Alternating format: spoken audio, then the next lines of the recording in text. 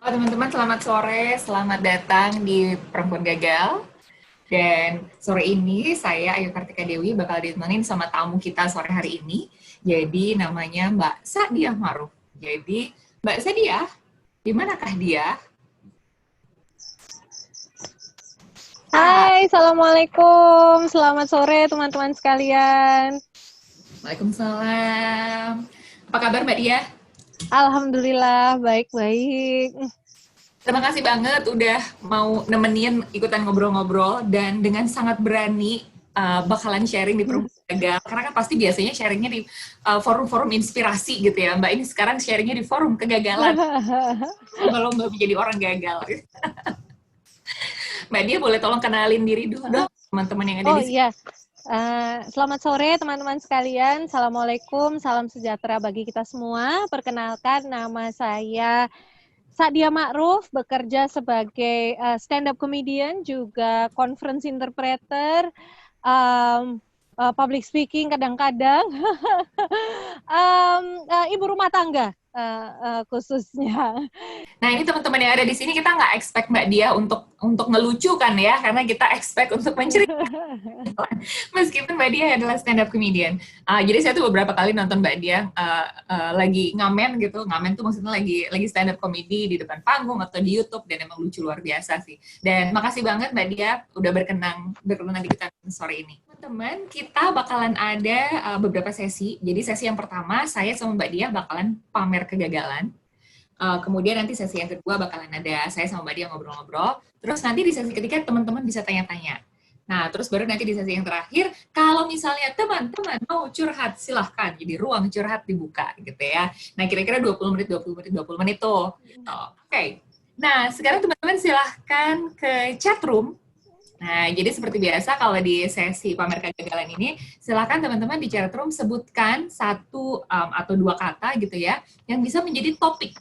Terus nanti saya sama Mbak Dia bakal milih topik apa yang ini topik tentang kegagalan yang akan kami ceritakan terkait sama topik itu. Terserah topiknya mau apapun. Oke, udah ada yang pertama tuh Mbak. Kayaknya seru nih. Soal tidak pede. Yes. Sebagai seorang stand up comedian yang lucu banget, apakah Mbak Dia pernah tidak pede? Selalu. No, terima kasih banyak, sangat menggugah pertanyaannya tentang ketidakpercayaan diri, karena saya sebagai stand up comedian, sebagai orang yang bekerja di panggung, bekerja berkarya di panggung, kadang forumnya stand up comedy atau kadang forumnya ya inspirational forum atau sama beberapa NGOs dan LSM dan aktivis dan sebagainya, itu dianggapnya itu percaya dirinya tumpah-tumpah gitu. Percaya dirinya tumpah-tumpah tuh, saking tumpahnya sampai kosong gitu. Jadi udah tumpah semuanya. Tumpah semuanya. Saya struggling dengan saya sangat berjuang dengan ketidakpercayaan diri sesungguhnya. Bahkan sampai sekarang, Mbak. Yes, yes, ya. Sangat itulah mengapa stand up comedian itu adalah salah satu spesies paling insecure sebenarnya kalau kita mengulik mengulik psikologi stand up comedian. Makanya banyak stand up comedian di luar sana, di Amerika Serikat, di Inggris, Australia, itu hidupnya berakhir dengan bunuh diri. Mohon doanya teman-teman, nauzubillahi min dzalik. jangan sampai terjadi. Maksud saya begini, kita sebagai kita sebagai perempuan ya, banyak struggle ketidakpercayaan diri. Saya punya beat khusus tentang ini, almost pretty. Nah, almost pretty.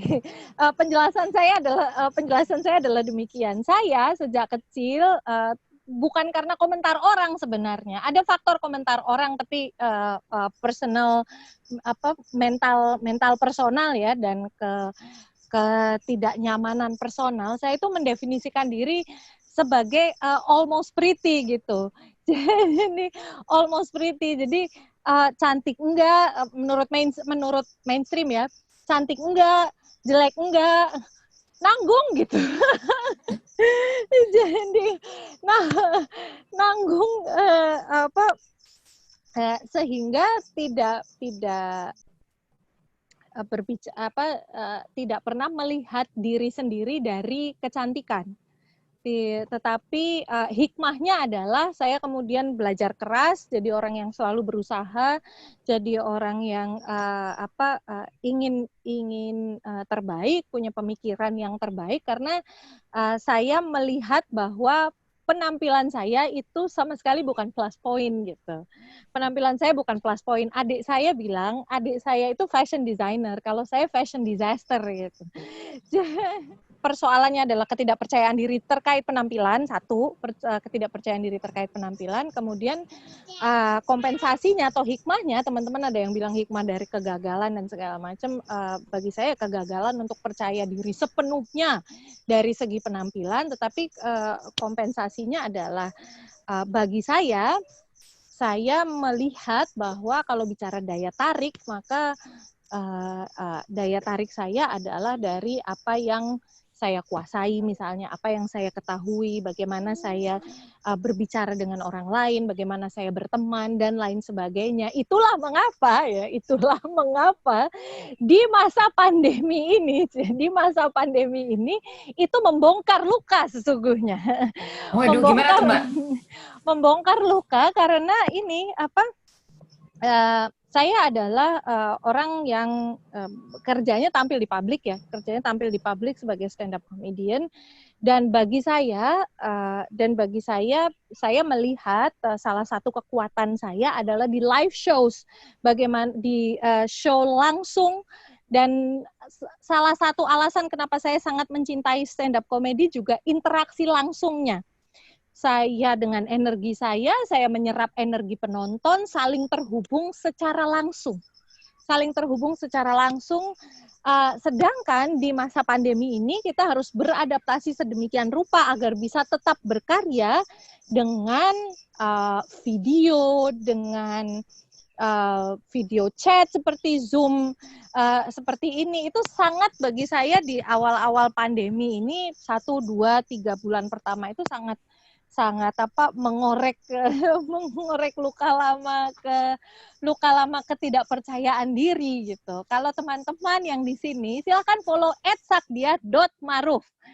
Niscaya hanya ada 10 postingan saya tidak suka difoto, bayangkan sampai sebegitunya orang yang tampil di publik, jangan salah ya, orang yang tampil di publik. Saya tidak suka difoto, saya tidak suka selfie, saya tidak bisa do my own makeup, saya tidak sedemikian percaya diri untuk tampil di video. Beberapa teman yang reaching out, ayo kita bantu kalau kamu punya konten komedi, jualan di platform kita dan segala macam, show must go on dan sebagainya. Dan saya di awal-awal pandemi menjawab, saya bukan anak konten gitu.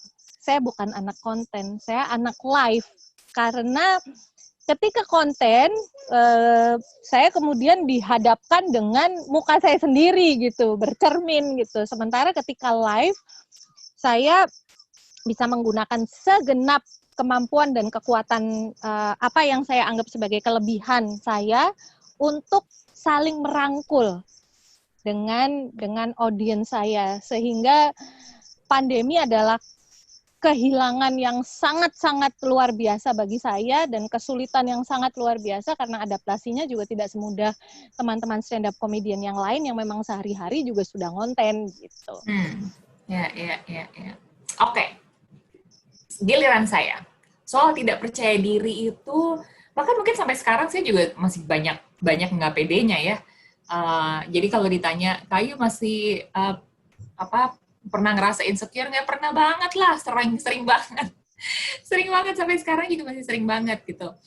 Dan saya tuh barusan cerita gitu tadi siang ada sesi juga, karena jadi dulunya tuh saya mengira bahwa maybe ketika nanti saya udah menjadi sedikit lebih baik, ketika saya misalnya public speaking-nya udah sedikit lebih lancar, ketika saya misalnya bahasa Inggrisnya udah sedikit lebih cus, ketika saya sudah kayak selalu ada hal-hal itu, nanti kayaknya nanti saya akan menjadi lebih pede gitu. Tapi ternyata enggak loh. Karena mungkin saya ngerasa pede to some extent, tapi kemudian tiba-tiba skop pekerjaan saya jadi lebih luas, atau kadang-kadang skop pekerjaan atau kadang-kadang saya ketemu dengan orang lain yang tiba-tiba ruang lingkupnya jadi lebih luas. Itu misalnya kayak gini nih ya. Jadi waktu S1 itu saya kayaknya nggak bego-bego amat lah dalam hal bahasa Inggris gitu. Terus tiba-tiba saya ikut pertukaran ke Singapura. Terus baru sadar ternyata dibandingkan anak-anak Southeast Asia, bahasa Inggris saya tuh nggak ada apa-apanya. Jadi yang sebelumnya saya mengira saya udah cukup pede, terus kemudian ketika dibandingkan sama orang lain, oh ternyata nggak pede gitu. Terus kemudian lebih nggak pede lagi waktu kuliah ke Amerika dong, dimana anak-anak Amerika yang lahir brojol aja udah pakai bahasa Inggris gitu. Bandingin sama saya yang translate-nya 3 kali kan, dari bahasa Jawa ke bahasa Indonesia baru ke bahasa Inggris. Jadi pasti bicaranya jauh lebih lambat. Jadi itu pun perasaan insecure luar biasa sih. Dan kalau sekarang tuh mungkin lebih banyak nggak percaya dirinya tuh kayak, am I good enough gitu. Itu tuh selalu ada tuh. Jadi makanya kadang-kadang kalau orang-orang yang bekerja di sekitar saya tuh kadang-kadang notice bahwa saya tuh jadi sangat ambisius gitu. Standar kualitasnya jadi tinggi banget, kayak ini masih kurang ini, masih kurang ini, masih kurang ini gitu. Kenapa? Karena kayak selalu ada kekhawatiran kalau saya nggak ngebenerin ini, saya jadi beneran nggak good enough gitu. Jadi itu tuh selalu ada perasaan saya nggak pedenya di situ. Yes, banget. Maksudnya saya juga merasakan hal yang sama persis seperti disampaikan Mbak Ayu, bahwa seiring dengan kita bertumbuh sebagai manusia, sebagai pekerja, sebagai pembicara, sebagai aktivis, sebagai intelektual, sebagai ibu, sebagai apa saja gitu, kita kemudian dihadapkan dengan ruang-ruang baru yang lebih luas, yang tidak pelak membuat kita jadi mempertanyakan diri kembali kayak gitu. Mempertanyakan diri kembali, apakah saya memang belong di sini, dan kemudian jadi over usaha gitu. untuk compensate gitu, sehingga memperlihatkan. Saya kira itu persoalan ini, saya jadi tertarik Mbak Ayu, soal overcompensate ini gitu.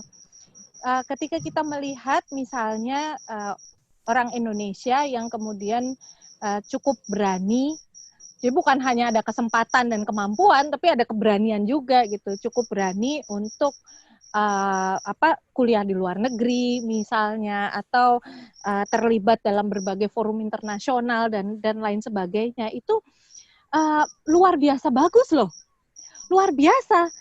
Saya sendiri pun pengalaman di forum-forum internasional itu saya merasa saya bisa mempersiapkan diri sebaik mungkin, sehingga nanti tampil sebaik mungkin. Nah, namun ketika melihat sahabat-sahabat dari misalnya negara tetangga saja, Malaysia, Singapura, India, itu kayak effortless gitu loh. Gitu. Kita tuh bagus banget gitu. Kita tuh bagus banget karena berbagai hal yang kita sampaikan, genuinity-nya kita sebagai orang Indonesia juga, dan persiapan kita dan pengetahuan yang kita bagikan juga gitu. Tapi ini suka gimana gitu sama orang-orang yang effortless gitu, Tapi mungkin orang-orang lihat Mbak Diah juga, betul, terlihat effortless. Mungkin orang-orang Mbak Diah juga terlihat effortless gitu. Ketika Mbak Diah di panggung dan kelihatannya lucu banget dan ngelawak, dan saya pernah ngerasain mencoba melucu di panggung dan betapa sedihnya kalau ternyata nggak lucu gitu. Itu tuh saya tahu buat saya susah banget. Buat saya ketika saya ngelihat Mbak Diah di panggung sih, saya ngelihatnya Mbak Diah effortless ya. Jadi mungkin ya kayak itu juga sih yang dirasain sama banyak orang. Jadi kita selalu ngerasa orang lain tuh bisa effortless, sementara kita tuh berjuang sekuat tenaga untuk bisa sampai ke situ. Mbak, gantian deh Mbak Diah yang pilih ini nih, pilih topik. Oh iya, di set ya. Kegagalan duluan boleh. Saya punya jawaban singkat soal gagal berkomunikasi dengan pasangan. Sebenarnya, nah sebenarnya ini bukan persoalan kegagalan. Tapi saya sering bercanda sambil bercanda sedikit lah ya. Saya sering bicara di panggung bahwa saya beruntung, saya dan suami kami berdua adalah advocate nikah tua. Bukan nikah muda, di mana-mana advocate nikah muda kan.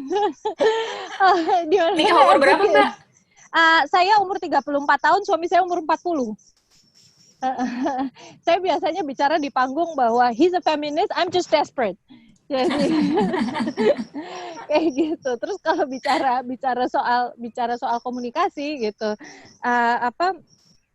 kami berdua gitu sebagai advocate nikah tua gitu kan, kami berdua itu sering sepaham, bukan karena pandai berkomunikasi, tetapi karena tenaganya nggak ada untuk berantem. Dari masing-masing pertanyaan teman-teman, saya mau cerita soal pengalaman saya terkait menyusui. Terkait menyusui yang berhubungan juga dengan nikah tua tadi. Yes, itu gagal ASI eksklusif. Iya, itu nanti akan berhubungan dengan soal bagaimana saya menerima diri saya sendiri sebagai seorang ibu dan menerima payudara saya, menerima diri saya sendiri, kemudian bangkit dari kegagalan, hikmahnya, dan lain sebagainya yang ada di pertanyaan teman-teman. Saya sesungguhnya mau advocate nikah tua, tapi ini ada hubungannya sesungguhnya. Jadi begini, teman-teman sekalian sering kan pasti mendengar atau melihat perbincangan di media sosial kontroversi soal ASI eksklusif juga. Sebagian ibu muda, saya kan ibu tua ya, ibu baru tapi tidak muda ya. Jadi sebagian ibu muda yang sangat aktif di media sosial juga sering merasakan ketertekanan yang luar biasa kalau lihat postingan Instagram tuh ASI perah 2 kulkas tuh. Itu saya mikirnya itu ASI semua apa campur susu kedelai gitu loh maksudnya.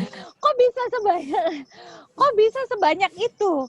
Lagian kedelai itu anaknya siapa sih kok bisa menyusui? Kok punya susu gitu, susu kedelai. Anyhow, saya bisa merasakan rasa Mbak, sakit hati-hati loh, Mbak. Ini audiensnya ada yang lagi minum sampai keselak loh, Mbak. Saya bisa merasakan rasa sakit yang teman-teman rasakan. Saya juga merasakan rasa sakit karena saya juga melaluinya. Ada 2 hal, faktor eksternal dan faktor internal dari dalam diri saya. Faktor eksternal singkatnya begini, kita ini mamalia. Menyusui adalah hal paling natural sesungguhnya, hal paling alamiah. Anak jebrol, ibu bisa menyusui. Tahan komentar Anda. Tahan komentar Anda. Hal yang paling natural. Kenapa kita melihat masyarakat adat misalnya, dari masa lalu sampai sekarang di beberapa daerah di Indonesia, itu perempuannya telanjang dada. Salah satunya adalah menyusui. Salah satunya adalah kebutuhan dan tradisi menyusui. Itu paling alamiah. Kita mamalia udah. Kita mamalia ya melahirkan menyusui. Nah, kemudian sepanjang sejarahnya feodalisme misalnya, feodalisme itu raja-raja di banyak tempat di seluruh dunia, raja-raja atau penguasa di banyak tempat di seluruh dunia itu kemudian memisahkan antara motherhood dan caregiving.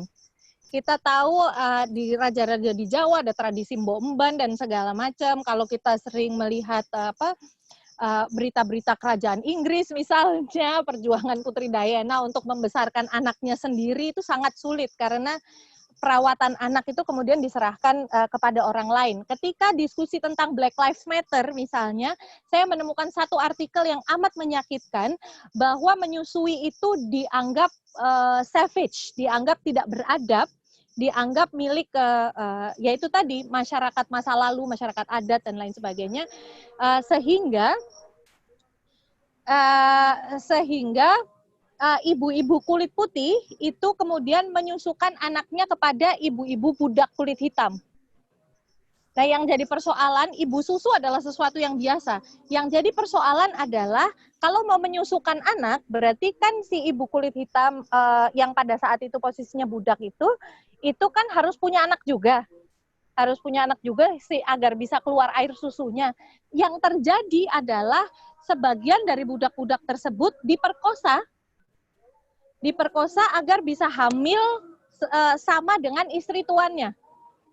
Berbarengan dengan istri tuannya, nanti melahirkan bareng, nanti anaknya tuannya yang disusukan, nanti anaknya dia sendiri yang dari hasil seringkali juga dari hasil perkosaan itu kemudian menyusu dengan bukan menyusu dengan, jadinya disusukan air susu sapi dan lain sebagainya. Kejam sekali, tapi poin saya adalah feodalisme, kemudian dilanjutkan dengan masyarakat modern, berbagai hal tentang tubuh perempuan dan lain sebagainya, berbagai gerakan dan lain sebagainya. Puncaknya adalah di tahun 70-an, 80-an ketika yang namanya susu formula itu amat merajai. Seolah-olah tuh kita punya punya options gitu. Kenapa saya bilang 80-an? Karena ibu saya gitu dulu mau menyusui saya, dan teman ayah saya ya, om-om tuh. Teman ayah saya bilang gitu kan, istrimu itu kan kurus, payudaranya kecil, pasti tidak bisa menyusui gitu. Kasihan anakku nanti kekurangan. Nah persoalannya gini, terus ayah saya kan sebagai ayah baru jadi terpengaruh, terus saya berhenti disusui setelah beberapa minggu. Nah persoalannya bagi saya adalah, kenapa ayah saya itu tidak marah ada orang laki-laki lain yang ngurusin susu istrinya? Nah itu kan, itu persoalan sebenarnya. All aside, saya kemudian mempelajari semua sejarah ini menjadi one of those yang very strong advocate of breastfeeding gitu. Very strong advocate of breastfeeding. Saya sangat menganjurkan menyusui bahkan ketika saya belum menikah. Bahkan ketika saya belum menikah, saya membaca segala macam literatur, segala macam literatur, dan nah ini takabur gitu kan. Sombong, merasa I got this, nih saya sudah bisa nih.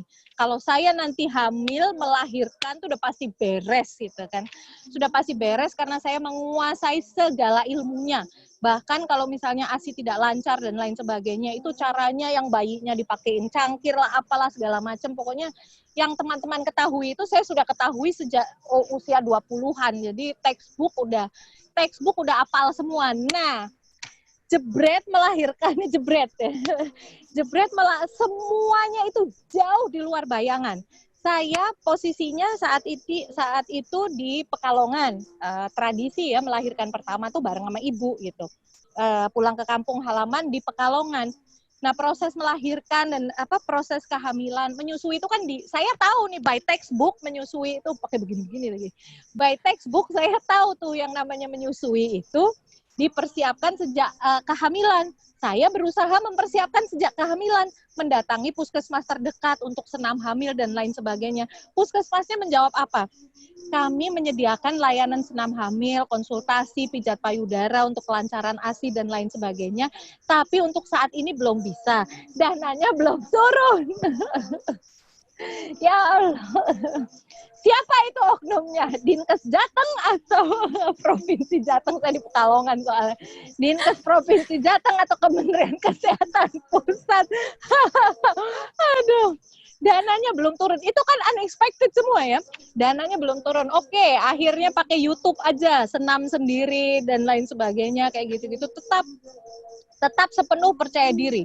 Jebret proses kelahiran saya. Ini saya sering ceritakan juga di panggung nih.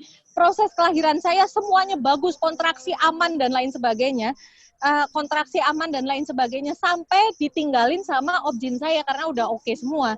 Nah bidannya ini instruksinya itu loh berubah-ubah. Dia bilang, ibu bernapasnya ibu dari suara ibu tuh saya tahu bahwa ibu tuh bernapasnya di tenggorokan bukan dari perut, tidak berkontribusi untuk mendorong anak. Ini saya pikir ini bidan apa guru vokal, kok tahu gitu dari suara saya keluar dari mana. Terus kemudian ini bukan di Indonesia kalau nggak ada ibu-ibu sotoy yang memberikan nasihat tanpa diminta. Ini ada ibu-ibu di sebelah. Ada ibu-ibu di sebelah tuh yang sedang nungguin anaknya melahirkan juga. Mbak minum teh panas mbak supaya kuat. Ya Allah gitu kan. Terus ada sepupu saya masuk tuh lagi bukaan 9. Sepupu saya masuk terus bilang, Kak Dia untuk mengurangi rasa sakit coba kamu baca surat At-Thoriq. Nah, terus saya pada waktu itu, ya Allah, itu kan dengan di tengah kesakitan itu saya mohon ampun pada Allah, ya Allah ini surat At-Thariq yang mana ya? Ini nggak ada yang lebih gampang hafal Fatihah kayak kulhu gitu. Jadinya semuanya itu akhirnya berbagai confusion, bidannya juga nggak kurang, kayak gitu. Jadi kurang sekatan gimana gitu, karena kan tetap harus konsul, saya tidak menyalahkan karena tetap harus konsul by phone dengan dokter yang juga sudah meninggalkan ruangan itu. Walhasil saya yang tadinya sehat walafiat tuh terpaksa melalui operasi sesarian karena gagal fokus, sesederhana itu gitu kan, karena suasana melahirkannya tuh festif banget gitu, gagal fokus. Itu one thing leads to another. Pasca melahirkan sangat kesakitan, karena operasi sesar kan sembuhnya lebih lama daripada melahirkan normal. Sangat kesakitan, kemudian juga suami luar biasa mendukung, 100%, keluarga luar biasa mendukung dan sebagainya. Nah ini yang bicara soal proses penerimaan diri gitu ya. Kegagalan saya yang paling utama itu kan tadi faktor eksternal, betapa ibu menyusui itu perlu dukungan dari it takes a village, itu bener banget itu. Ibu menyusui itu butuh dukungan dari keseluruhan sistem tuh, termasuk kementerian. Gitu ya. Termasuk dinas kesehatan Jawa Tengah tadi. Dinas kesehatan Jawa Tengah, iya. Kenapa itu duit belum turun, saya jadi nggak bisa senam dan lain sebagainya. Anywho, sumbatannya itu ada di mana, bottleneck ya Mbak Ayu ya. Sumbatannya. Anywho, kegagalan saya adalah kegagalan menerima. Tadi kan penerimaan diri ya. Jadi kegagalan menerima bahwa kayak saya tuh nggak mungkin gitu. Aku udah baca tuh semua textbook tentang menyusui, kenapa begini gitu kan? Saya adalah bisa masih beda dengan yang di textbook bisa gitu kan? Kok bisa kejadiannya kok seperti ini gitu? Karena yang saya sadari kemudian tuh proses stres melahirkan dan lain sebagainya itu membawa, ya Allah, saya itu kalau ada ibu muda di sini pasti juga sudah merasakan ya, yang namanya sekali mompa tuh 45 menit dapetnya 30 mili doang gitu kan. Itu dibandingkan dengan ibu-ibu yang sangat lancarnya gitu ya, sangat lancarnya sehingga asi perahnya 2 kulkas gitu kan. Jadi yang gitu. Jadi kuncinya adalah di ketenangan dan penerimaan. Saya kira banyak sekali persoalan di dalam hidup kita, yang terjadi karena ada gap di dua itu ya, penerimaan dan ketenangan, sense of focus, sense of focus. Sehingga kita itu kan ini ya, kalau sering ngomong gitu ya, manusia berencana, Tuhan yang menentukan kan gitulah. Begitu Tuhan menentukan kok nggak mau nerima, itu kenapa gitu kan maksudnya. Jadi memang keadaannya seperti ini, ya udah gitu kan. Apa yang bisa diupayakan. Nah, dengan pengetahuan tentang ASI yang sedemikian banyak tuh, itu, saya bilang sama suami saya, pokoknya aku nggak mau Fatimah minum susu botol gitu kan. Jadi pressure-nya, tekanannya pada diri saya sedemikian besar. Dan itu tekanannya kadang-kadang dibikin sendiri ya Mbak? Exactly. Berasa, oh iya ini pengetahuannya AADHA, apalah itu yang pokoknya susu formula itu bikin alergi dan etc.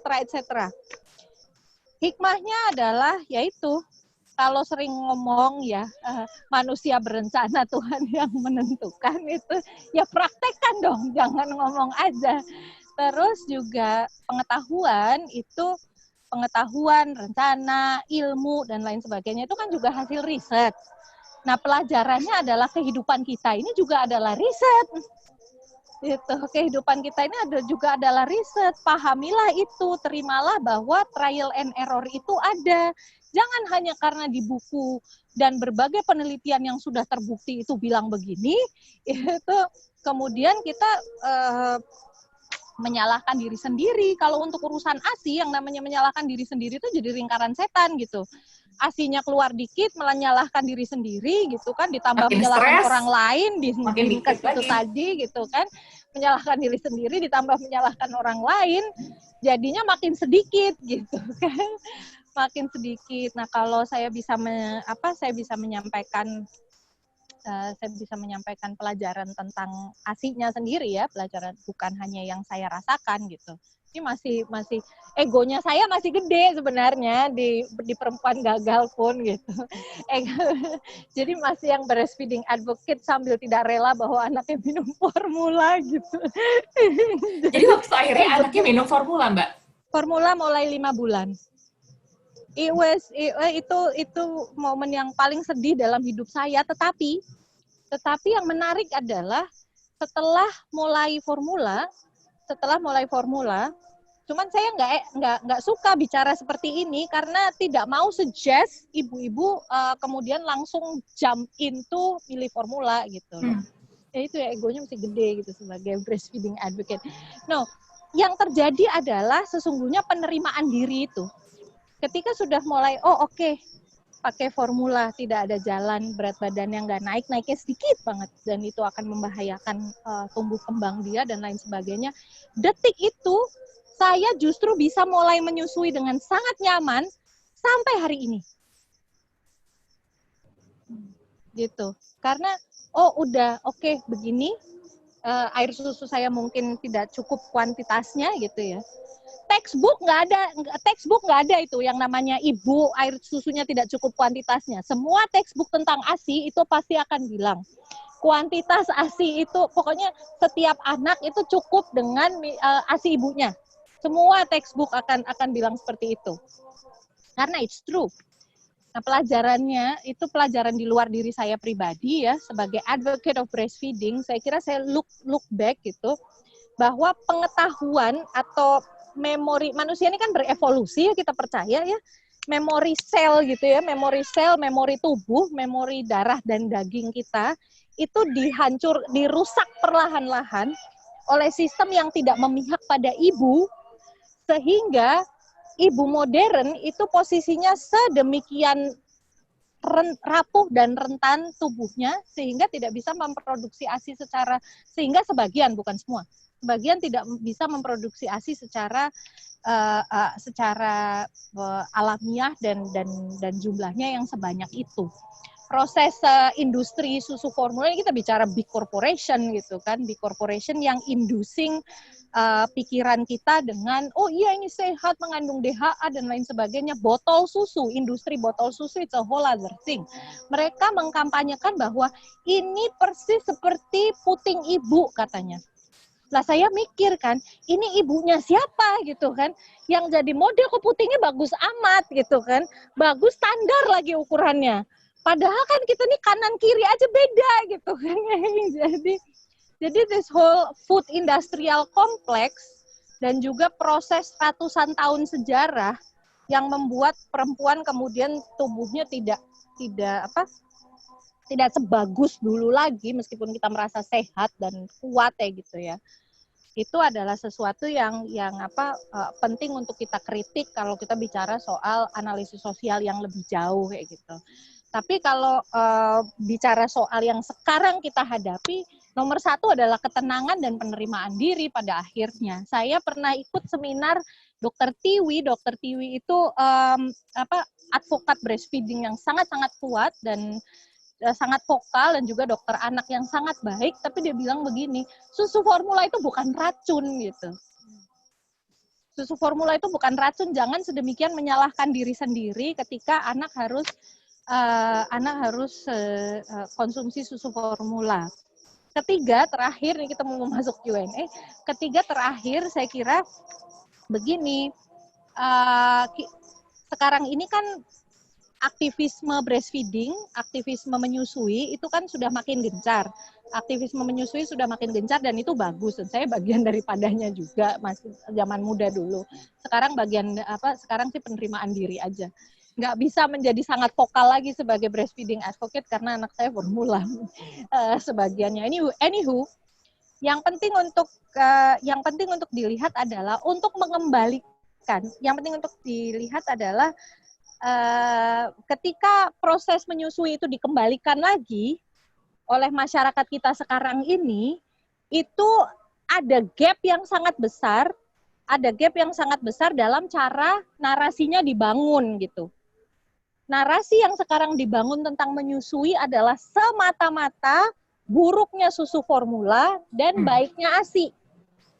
Sehingga ibu yang kemudian tidak bisa memberi ASI secara cukup, itu seolah-olah membunuh anaknya.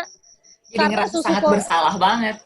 Narasinya itu adalah anak manusia susuin manusia, anak sapi susuin sapi. Kemudian berbagai penelitian yang disodorkan sebagai argumentasi ASI adalah penelitian tentang betapa susu formula itu bikin alergi, betapa susu formula itu bikin gigi rusak, betapa susu formula itu jangka depannya kalau anak sudah umur 20 tahun ke atas misalnya berpotensi untuk penyakit-penyakit seperti kolesterol, diabetes, dan lain sebagainya, which is true. Gitu kan, which is true. But, kalau kita, fokusnya adalah kita mengembalikan pengetahuan perempuan itu loh. Sehingga, kalau kita bicara soal breastfeeding, itu bukan hanya membandingkan komposisi ASI dan komposisi susu formula. Bukan hanya hitungan matematis, tetapi keseluruhan well-being, keseluruhan kesejahteraan ibu, kesejahteraan anak, kesejahteraan keluarga, dan keseluruhan pengetahuan perempuan itu mesti dikembalikan. Bagaimana perawatan tradisional pasca melahirkan misalnya. Ibu-ibu sekarang tuh udah nggak ada yang ngurut lagi gitu. Ngurut, pakai ramu-ramuan dan lain sebagainya. Jadi semangatnya seharusnya itu mengembalikan pengetahuan perempuan dan mengakui dan mengakui pengalaman perempuan sebagai pengetahuan, sehingga apa yang sudah direduksi dari tubuh kita ini selama ratusan tahun pengaruh feodalisme, modernitas dan lain sebagainya itu kembali ke diri kita. Ini bukan seminar ya Allah, sampai sebegitunya bicaranya. Gitu deh.